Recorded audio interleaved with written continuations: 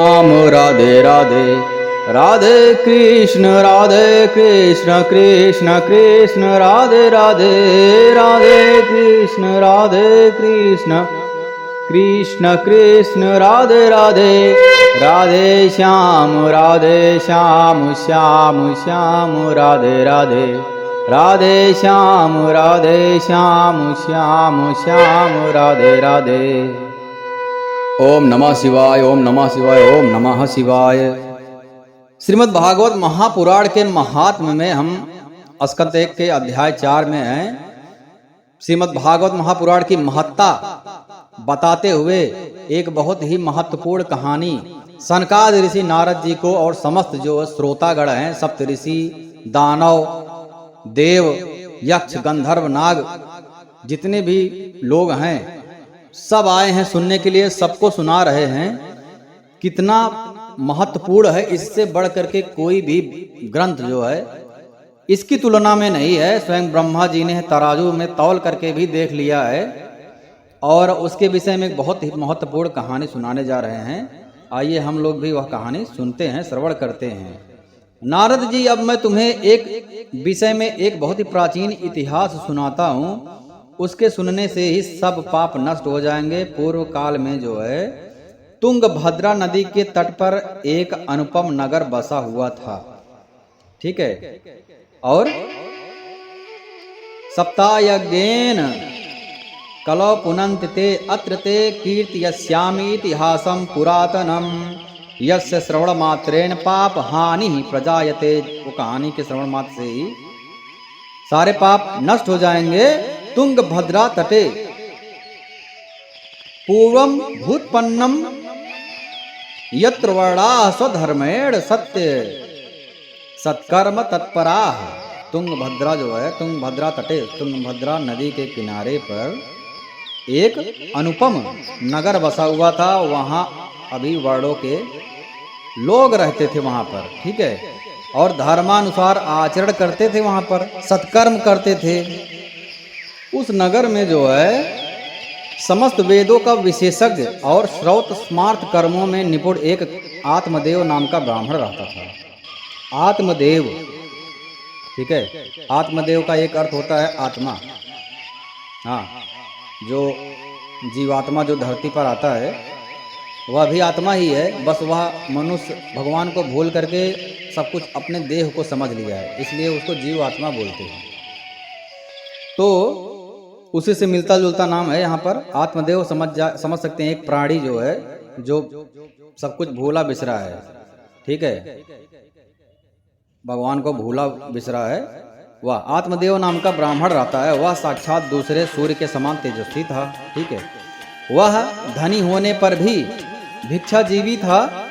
उसकी प्यारी पत्नी धुंधली, कुलीन एवं सुंदरी होने पर भी सदा अपनी बात पर अड़ जाने वाली होती थी। अच्छा, उसकी पत्नी जो है, होता है ना, कलयुगी पत्नी थी, अर्थात कलयुगी पत्नी से कोई जीत नहीं सकता है। भगवान शंकर भगवान बोले मत जाओ मत जाओ मत जाओ, मगर माता जी बोली नहीं, मैं जाऊंगी ही। तो श्री राम जी ने बोल दिया, वही है वही जो राम रच रहा, मेरे बस में भी नहीं। तो पत्नी को भगवान शिव भी नहीं संभाल सकते, तो इंसान कैसे संभाल पाएगा। तो उसी प्रकार की ये पत्नी जो है कलयुगी पत्नी थी। तो हर बात में अपनी बात को ही साबित करने का मैं ही सही हूँ। तो उसे लोगों की बात करने से सुख मिलता था, इधर उधर की बात करने का, ये अच्छा नहीं है, वो अच्छा नहीं, फलाने के यहाँ कौन आया है, ढिकाने के यहाँ। यही आजकल होता है ना, गांव में जो 2-3 स्त्री एक साथ इकट्ठा होती हैं तो क्या बात, ऐसा कुछ बात नहीं करती हैं, भागवत धर्म के बारे में बात नहीं करती हैं कि कौन सा व्रत किया जाए जिससे मेरे पति को सुख संपत्ति प्रदान हो, घर परिवार में शांति बना रहे, किस माता जी की पूजा किया जाए, या फिर कल कौन पूजा करने वाला है, ठीक है, भगवान के बारे में महिमा, कुछ भगवान के कथा, नाम संकीर्तन, भगवान की लीला, धाम, उनके गुण का बखान, यह सब भक्ति में वातावरण नहीं चलता है वो स्त्रियों के मन में। कहीं भी आप लोग देख लीजिए, उन लोग का बस एक ही प्रवचन रहेगा, फलाने के यहाँ कौन आया है, ढिकाने तो बहुत अच्छी थी, मैं तो आई थी, मुझे एक गिलास पानी कोई नहीं पूछा, इतना बात बढ़ जाता है उसी में 1 घंटे 2 घंटे 4 घंटे निकल जाएगा, पता नहीं लगेगा।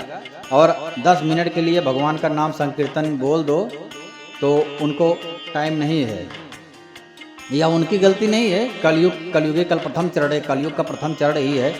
5000 वर्ष ही अभी हुआ है अपना द्वापर समाप्त हुए हुए, ठीक है। भगवान श्री कृष्ण के गए 5000 वर्ष ही हुआ है, 5500 के आसपास। तो अभी तक कितना प्रभाव हो गया है, आगे आने वाले टाइम में क्या प्रभाव होगा। राधे राधे राधे, ठीक है। तो उसको दूसरों की बात करने में बहुत आनंद मिलता था, पर यह कुछ न कुछ बकवास करती रहती थी। गृह कार्य में निपुण थी और कृपण थी, बहुत ही बड़ी झगड़ालू थी। लोक वार्तारता क्रूरा प्रायसो बहुजल्पिका श्रूरा चाय गृह कित्येषु, गृह कार्य में कुशल थी।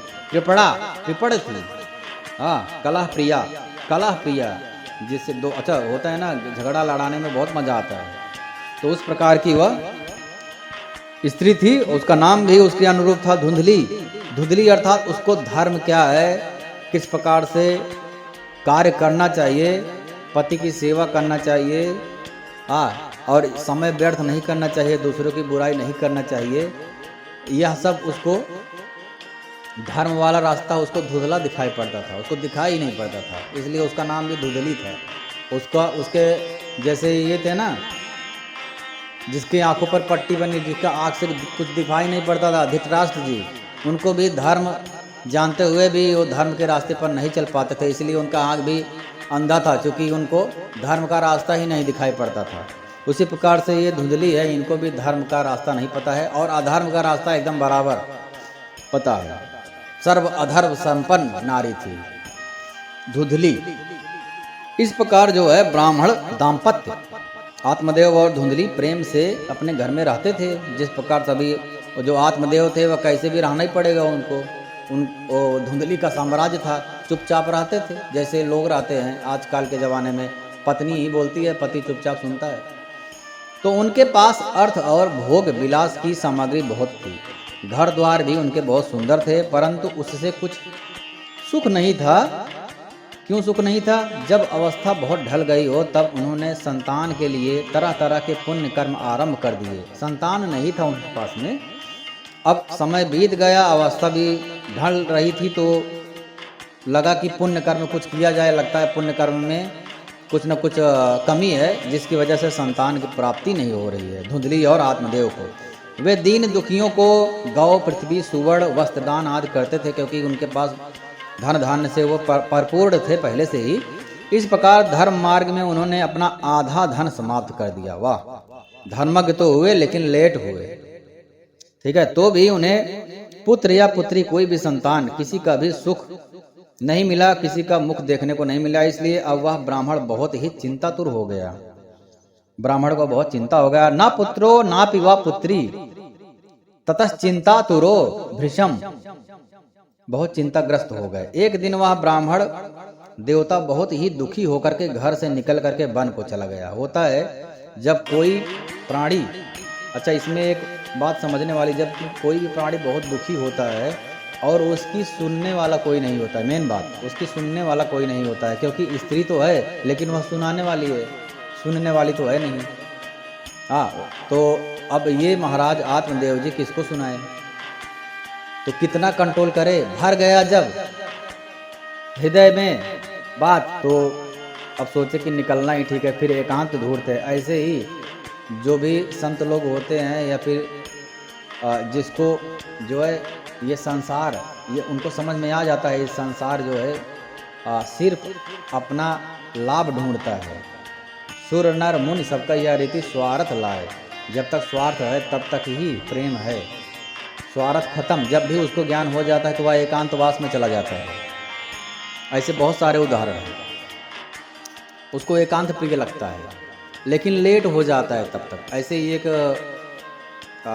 उदाहरण है कि एक थे, बहुत बड़े धनी थे, महात्मा थे। एक बच्चा गया उनके पास में, कोई उनकी बात ही नहीं सुनता था, लेटे हुए थे बिस्तर पे।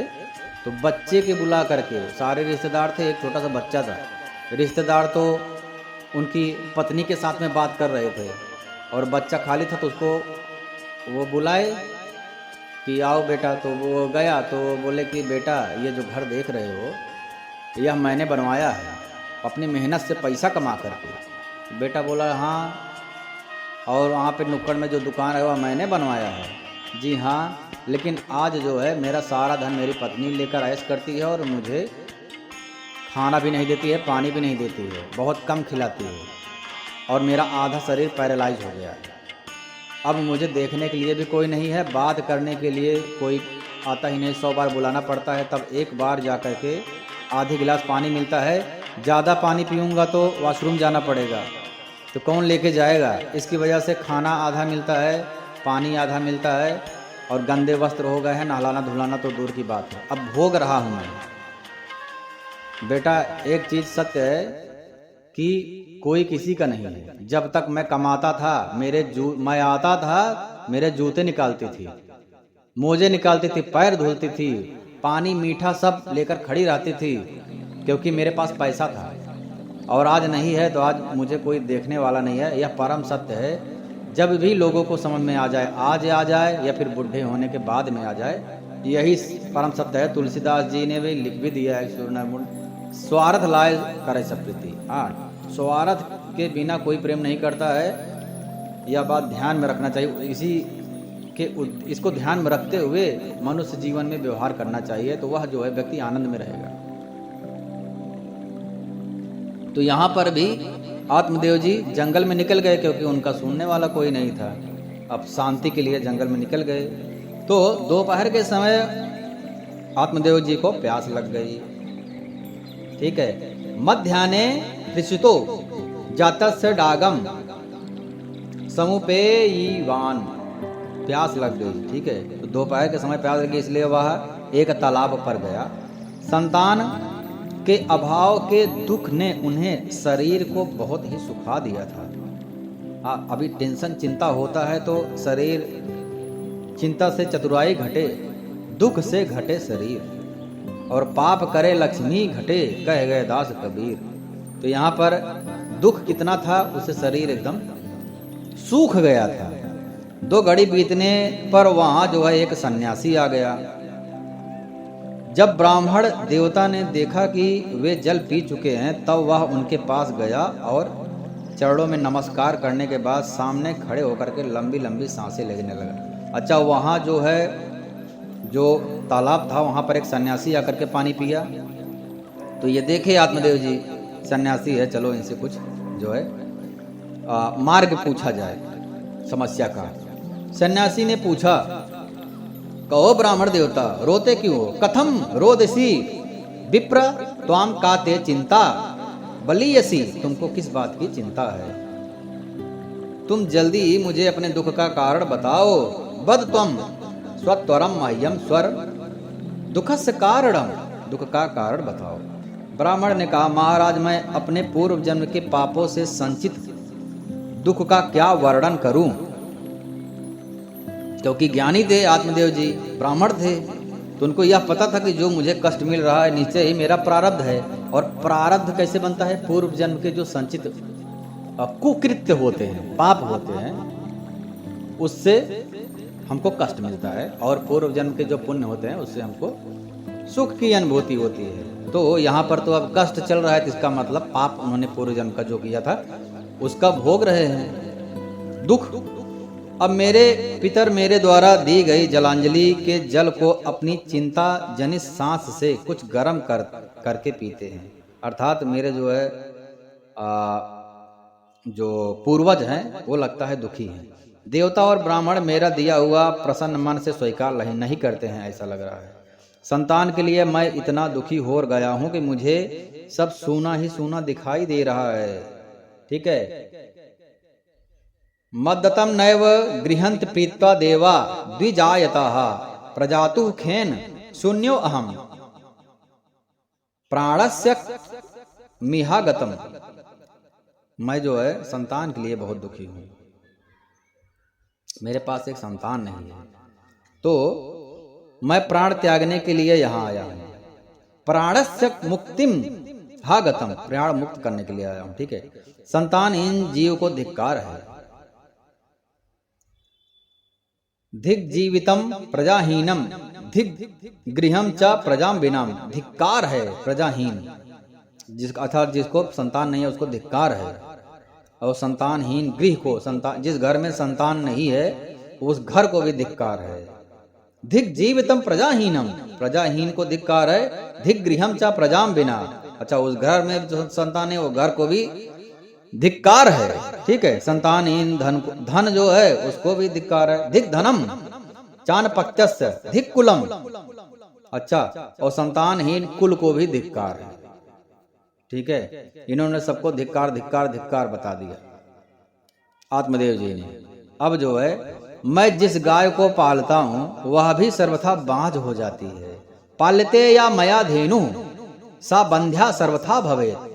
अच्छा मेरे इतना बड़ा जो है पाप है कि मेरे घर पे जो गाय बधी है वह भी बंध्या, उसको भी संतान नहीं हो रहा।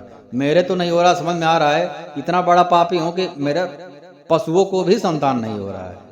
और यहाँ तक कि जो पेड़ लगाता हूं उस पर भी फल और फूल नहीं लगते हैं। यो मया रोपितो वृक्षः सो अपि बंध्यक्त्वा श्रेयेत। अच्छा जो पेड़ पौधे लगाता हूं उसमें भी फल फूल नहीं लग रहे हैं। इतना बड़ा पापी तो हमने कभी सुना ही नहीं है, न तो देखा है। पापियों का सरदार है आत्मदेव जी। मेरे घर में जो फल आता है वह भी बहुत जल्दी सड़ जाता है। अरे जब मैं ऐसा अभागा पुत्रहीन हूं, अच्छा यत फलम मद गृहायातम तच्च शीघ्रम विनश्यति, जो फल आता है वो शीघ्र ही विनश्यति हो जाता है, सड़ जाता है। इतना बड़ा महान पापी हूं, पापियों का सरदार। फिर इस जीव को रख करके मुझे क्या करना है? यो कह करके वह ब्राह्मण दुख से व्याकुल हो उस सन्यासी महात्मा के पास फूट फूट कर अब उसका दुख सुनने के लिए एक सन्यासी मिला। अभी तक तो उसका पता नहीं कितने महीनों सालों का भारा पड़ा था, कहीं कुछ बोल ही नहीं पाता था। अब जाकर के एक सन्यासी मिला तो उससे अपनी पूरी कहानी, बेचारा अपने दिल का दर्द बयां कर रहा है। फूट फूट कर रोने लगा। जितना उसका बंधा बंधाया दिल दर्द था वह खोल दिया, उसकी झोली पूरा आज निकालने का प्रण कर लिया, पूरा निकाल दिया। तो अब देखते हैं क्या होता है। यो क्या करके ब्राह्मण जो है बहुत ही दुख से व्याकुल हो करके बहुत जोर से तदा तस्से यतेश चित्ते करुणात भूत गरीयसी, करुणा से जो है, अब जो सन्यासी था इतना कोई रोएगा तो करुणा तो आ ही जाएगा उस पर। हृदय में बहुत बड़ी उसके करुणा थी, कोई सुनने वाला ही नहीं। वे योगनिष्ठ सन्यासी, उन्होंने अपने ललाट की रेखाएं देख करके सारा वृतांत जान लिया। फिर उसे विस्तार पूर्वक कहने लगे। सन्यासी बहुत जानकार थे, वो समझ गए। कहने लगे, हे ब्राह्मण देवता, इस प्रजा प्राप्ति का मोह त्याग दो। प्रजा प्राप्ति अर्थात संतान जो है प्राप्त करने का जो विचार है इसको त्याग दो। कर्म की गति प्रबल है, ठीक है। विवेक का आश्रय लेकर के संसार की वासना छोड़ दो। मुक्चा ज्ञानम प्रजारूपम बलिष्ठम कर्मणो गति विवेकम तु समासाद्य त्यज संसार वासनाम। संसार के वासना का त्याग कर दो। ये जो प्रजा चिल्ला रहे हो इसका त्याग कर दो। क्यों बोला ऐसा सन्यासी ने? विप्रवर सुनो, मैंने इस समय तुम्हारा प्रारब्ध देख करके निश्चय किया है कि 7 जन्म तक तुम्हारे कोई संतान किसी प्रकार की नहीं हो सकती। अच्छा इस जन्म की बात छोड़ो, ये तो संतान, ये तो जो संत थे ये तो और जो है उसको रुलाने पे तुले हुए हैं। वो तो अभी इस जन्म के बारे में इतनी व्याख्या किया, मैं बहुत दुखी हूँ। हाँ ये जो है इस जन्म, ये जन्म मैं जीना नहीं चाहता, मुझे मरना है, ठीक है। मेरे को संतान नहीं हो रहा है, यहाँ तक कि मेरे पशुओं को भी संतान नहीं हो रहा है, यहाँ तक कि मेरे जो है आसपास पेड़ पौधे लगे हैं उनको फूल पत्ती फल ही नहीं हो रहा है, और जो हम लोग खरीद करके लाते हैं वह फल भी सड़ जा रहा है। इतना बड़ा पाप है। वो तो यही सोच रहा था कि इस जन्म की बात होगी, मर जाऊं तो अगले जन्म में शायद कुछ अच्छा हो। और ये सन्यासी महाराज तो बता दिए इस जन्म की बात छोड़ो, 7 जन्म तक तुमको कोई भी संतान तुम्हारे योग में है ही नहीं। ये तो बहुत बड़ी समस्या की बात हो गई। सुड़ विप्रवर सुनो, माया तेद्य प्रारब्ध तु विलोकितम। मैं तुम्हारा प्रारब्ध देख लिया हूँ, सप्त जन्मा विधि तो पुत्रो नैव चा 7 जन्म तक तुम्हारे कुछ नहीं है। अरे तेरी तो ये तो जो है आत्मदेव के सर पे दुखों का पहाड़ जो है गिर पड़ा। पूर्व काल में राजा सगर एवं अंग को संतान के कारण दुख भोगना पड़ा था। उनके जो है पुत्र थे ना सगर के 60,000 पुत्र, उनके संतान तो हुए थे, लेकिन संतान की वजह से ही सगर ने बहुत सारा दुख भोगा था। उनके संतान 60,000 हुए तो सब बहुत बड़े तामसी हो गए, घमंडी हो गए और साधु संतों का अपमान करना प्रारंभ कर दिए। तो फिर ऋषि ने श्राप दे दिया और भस्म हो गए। उनके मुक्ति के लिए फिर जो है गंगा माता का आवाहन किया गया, तब जाकर के उनको मुक्ति मिले। अर्थात संतान की वजह से राजा सगर बहुत बड़े संकट में पड़ गए थे। बहुत बड़ा दुख जो है संतान के कारण से उनको मिला है। इसलिए कभी कभी संतान की वजह से भी बहुत दुख मिलता है। अभी जो दुख मिला है उसको भोग लो, ठीक है। ऐसा नहीं कि संतान आएगा तो बहुत बड़ा तुमको राजगद्दी पर बैठा देगा, ठीक है। तो यह सब उस संत ने समझाया प्रारब्ध देख करके। तो अब तुम कुटुंब की आशा छोड़ दो, सन्यासी में ही सब प्रकार का सुख है, सन्यास ले लो, सबसे उत्तम है। उसने बता दिया मार्ग। तो फिर ब्राह्मण ने कहा, आत्मदेव ब्राह्मण ने क्या कहा, महात्मा जी विवेक से मेरा क्या होगा, मुझे तो बलपूर्वक पुत्र दे दीजिए, नहीं तो मैं आपके सामने ही शोक मूर्छित होकर के अपने प्राण त्याग दूंगा। विवेकेन भवेक्तिम में पुत्रम देहि बलात् दबी। विवेक से मुझे कुछ लेना देना नहीं है। हे भगवान, आप जो है मुझको दर्शन दिए हैं तो आपके दर्शन से मुझे कुछ लाभ होना चाहिए, इसलिए आप बलपूर्वक जो मेरे विधि में नहीं है, मेरे विधि ने मेरे भविष्य में नहीं लिखा है, मेरा प्रारब्ध नहीं है, आपके अंदर इतना सामर्थ्य है, आप प्रारब्ध बदल सकते हो, आप मुझे बलपूर्वक पुत्र प्रदान कीजिए, मुझे पुत्र का वरदान दीजिए आप। अच्छा, तो इसमें एक बात यह है कि जो संत होते हैं, संत और भगवान में कोई फर्क नहीं है। संत की बाड़ी कभी मिथ्या नहीं करने देते भगवान, और संत चाहे तो जो प्रारब्ध है उसमें कुछ फेरबदल अवश्य कर सकते हैं। इस कहानी से यह ज्ञान में आता है, बुद्धि में आता है, शिक्षा मिलती है। तो लेकिन प्रारब्ध भोगना ही अच्छा होता है, यह भी शिक्षा मिलती है। जो प्रारब्ध है उसको बदलोगे तो कहीं न कहीं उसका सूद और ब्याज जो है मिलेगा। तो इससे तो अच्छा है जैसा चल रहा है, जैसे जय विधि कैसे है, जैसे प्रभु जो है जय विधि नाथ प्रसन्न मन होई करुणा सागर कीजिए। जिस प्रकार से भगवान जो है हमारा प्रारब्ध लिखे हैं उसमें कुछ फेर बदल मत करो। भगवान ने लिखा है कुछ सोच समझ कर लिखा है। जय विधि राखे राम ताहे विधि रहियो, और सीताराम सीताराम सीताराम कहियो। तो प्रारब्ध बदलोगे तो सृष्टि के नियम के साथ छेड़छाड़ होगा तो उसका जो है परिणाम अच्छा नहीं होगा, शुभ नहीं होगा। और यहाँ पर जब इस संतान नहीं है, संत बहुत समझा रहे हैं, फिर भी उदाहरण भी दिए कि संतान की ही वजह नहीं है कि बहुत ज़्यादा हमको सुख प्राप्त होगा या संतान मिलेगा। कभी कभी उल्टा भी हो जाता है, संतान ही दुख देने का एक माध्यम बन जाता है, हेतु बन जाता है। तो यहाँ पर विनती करने पर बलपूर्वक मुझे पुत्र प्रदान कर दीजिए, नहीं तो मैं शोक मूर्छित होकर के प्राण त्याग दूंगा। जिसमें पुत्र पुत्री आदि का सुख नहीं होता, ऐसा संन्यास तो सर्वथा नीरस है। लोक में सरस तो पुत्र पौत्राद से भरा हुआ गृहस्थाश्रम ही है। ब्राह्मण का ऐसा आग्रह देख करके उस तपोधन ने कहा, विधाता के लेख को मिटाने का हठ करने से राजा चित्रकेतु को बड़ा कष्ट उठाना पड़ा था, इसलिए दैव जिसके उद्योग को कुचल देता है उस पुरुष के समान तुम्हें भी पुत्र से सुख नहीं मिल सकेगा। अच्छा, तुम्हारे भाग में पुत्र सुख तो नहीं है, तो तुमने तो बड़ा हठ पकड़ रखा है और अर्थी के रूप में तुम मेरे सामने उपस्थित हो गए हो। नहीं दूंगा तो तुम मर जाओगे। ऐसी दशा में मैं तुमसे क्या कहूँ। इसके आगे की कथा हम अगले खंड में सुनेंगे। राधे राधे।